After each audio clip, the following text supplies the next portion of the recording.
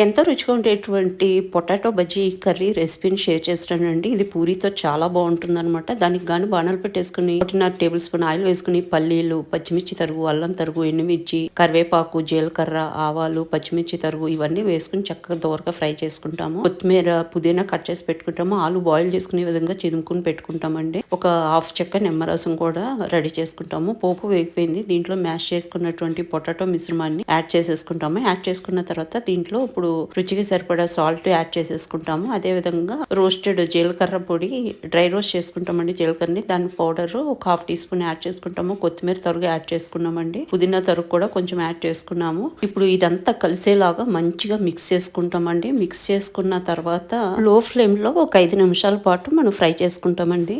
చాలా చాలా యమ్మీగా ఉంటుంది. పూరితోటైతే అదిరిపోతుందండి. ఒకసారి డెఫినెట్గా ఈ విధంగా ట్రై చేసి చూడండి. రెగ్యులర్గా చేసే పూరి కర్రీ కాకుండా ఈ విధంగా ఒకసారి ట్రై చేయండి. పూజలప్పుడు మనము ఆనియన్ అది లేకుండా తినాలనుకున్నప్పుడు కూడా ఇది చాలా బాగా ఉంటుందన్నమాట. ఇంకా పాతని ఈ విధంగా విడిచేసిందంటే ఇంకా కరెక్ట్గా వేగిపోయిందని అర్థం అండి. కింద స్టవ్ ఆఫ్ చేసి హాఫ్ చెక్క నిమ్మరసం పిండేసుకుంటామండి. పిండుకొని మిక్స్ చేసుకుని సర్వింగ్ డిష్లోకి తీసుకుని ఇంకా సర్వ్ చేయడమే. అజ్వైన్ పూరితో చాలా బాగుంటుందండి. పూరి పిండిలో రుచికి సరిపడా సాల్ట్, ఒక టీ స్పూన్ వాము వేసేసి సరిపడా వాటర్ తోటి పూరి ముద్దలా చేసుకుంటామండి. ఒక 5 మినిట్స్ రెస్టింగ్ ఇచ్చేసి తర్వాత పూరిలో అద్దుకుని కాగిన నూనెలో మనం ఫ్రై చేసేసుకుంటాము. అజ్వైన్ పూరి రెడీ అయిపోతుందంటే అజ్వైన్ అంటే వామన్ అర్థం అనమాట. ఫ్రెండ్స్, మీకు ఈ వీడియో నచ్చితే లైక్ చేయడం మర్చిపోకండి. మీరు చేసే ప్రతి లైక్ కూడా చాలా చాలా విలువైంది.